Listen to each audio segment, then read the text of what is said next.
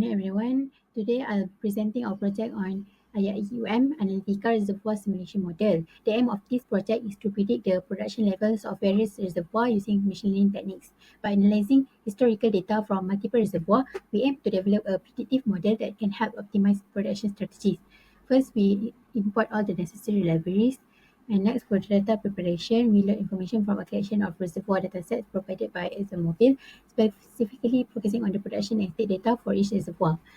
This is for the training dataset, and this is for the validation dataset. Next, moving on to the data exploration, we perform a basic data overview by looking at the first few rows, summary statistics, missing values, and data types for each feature. Help us that confirm that the data was loaded correctly and give us a general sense of the values we were dealing with. And for the visualization, we generate a correlation heat map to identify relationships between unique features.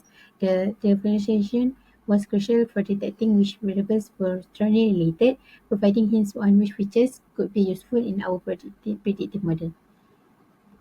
And lastly, for the distribution of variables, we plot histograms to analyze the distribution of each variable in the dataset. This helps us identify any skewness or outliers that might impact our model performance. Next, for feature engineering, firstly, we create features for a reservoir simulation model using state and production data. The create features function extract key properties like permeability, porosity, and transmissibility from the state data. It also checks if water production is ever zero. Next, we look through each reservoir in the training data. For each reservoir, we use the create features function to extract state features along with production data if available. Then we extract the cumulative production of gas, oil, and water as our target values. These features and targets are appended to lists, which will later be used for model training. Then we repeat the previous step to generate features for validation data. So here we will use validation data instead of the training datasets.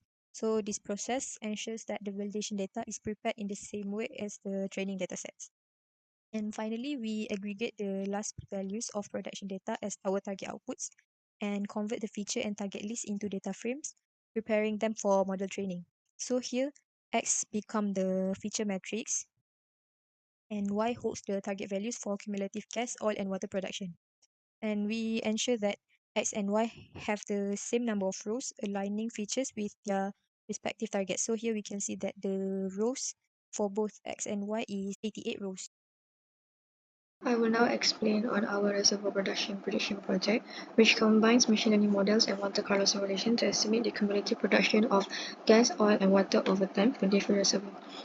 Firstly, before we proceed with the model selection, we have implemented model evaluation on 3 models, which are random forest, gradient boosting, and support vector regressor. So here we are testing this model based on the ability to predict production for 3 key targets, which are gas, oil, and water production cumulative. For each model, we feed it into the training data and evaluate it on validation data using the mean squared error (MSE) as our performance metric. Once we have completed with the model evaluations, we finally selected random forest regressor as our final model due to its strength in consistent performance and robustness to overfitting. So the code here shows how we train the random forest model on the scaled training data. We also split our data into training and validation sets, ensuring that we train the model on 80% of the data and validate it on 20%. Next, moving on to the prediction for testing data, we use the selected random forest model to predict production on unseen test data. So here is the prediction function.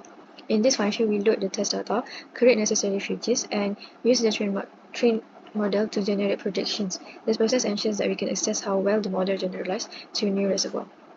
Now let's look at the Monte Carlo simulations. So this is the important part of our project as it helps us quantify the uncertainty in the predictions. The function run Monte Carlo generate multiple simulations by slightly perturbing the input features. We also add noise to the input data. We simulate uncertainty in the input parameters and observe how the predictions vary. By applying this noise reduction strategy, we avoid making overly volatile predictions in cases where we have more certainty about the reservoir behavior.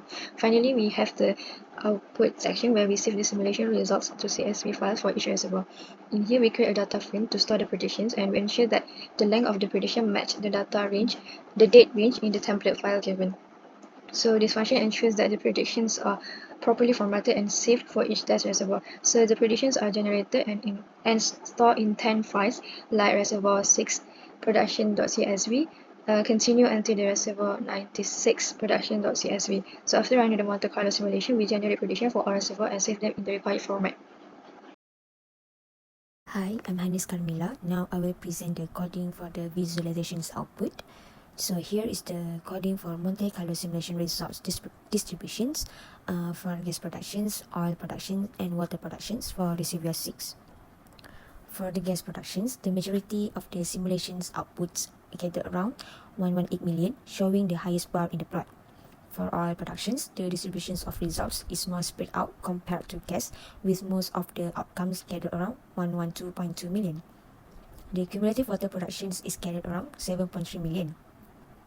These plots depict the variability and uncertainty of cumulative gas, oil, and water production across numerous simulations. The frequency distributions indicates the likelihood of each production outcome. This facilitates understanding the reservoir's behavior in the future and the possibility of its outcomes. Here is the coding to display the feature importance from the random forest model. So it is evident that permeability in the z directions has the strongest influence on the model's predictions. It suggests that vertical fluids movement is critical in determining production's outcomes in the reservoir. Perms X, Perms Y, and Poro also have notable influence but are less important than Perm Z. Meanwhile, transmissibility has moderate influence, and zero water productions has almost no influence on the model predictions. Here is the coding to display the summary statistic of Monte Carlo simulations. This table provides summary statistic which consists of mean, median, standard deviation, minimum and maximum values for gas, oil, and water production in multiple reservoirs. Across the various reservoirs, the mean gas productions values are similar, ranging from 117.85 million to 121.25 million units, except for Reservoir 56, Reservoir 76, and Reservoir 96, which have particularly high maximum values compared to others. Oil productions has a fairly consistent statistic with mean values across reservoirs ranging from 112.1 million to 114.9 million units. Water productions portrays the most variability across the reservoirs with mean values ranging from 7.3 million to 7.5 million units.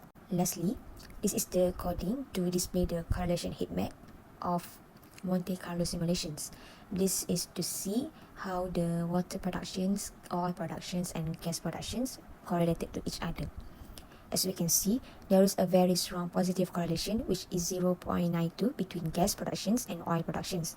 This indicates that changes in gas productions are closely related to changes in oil productions in the simulations since they tend to increase and decrease together. There is a strong positive correlation which is 0.58 between gas productions and water productions. Meanwhile, the correlation between oil productions and water productions is also very strong, which is 0.93. This implies that the more oil the reservoir produces, the more water is also produced. That's all from me. Thank you.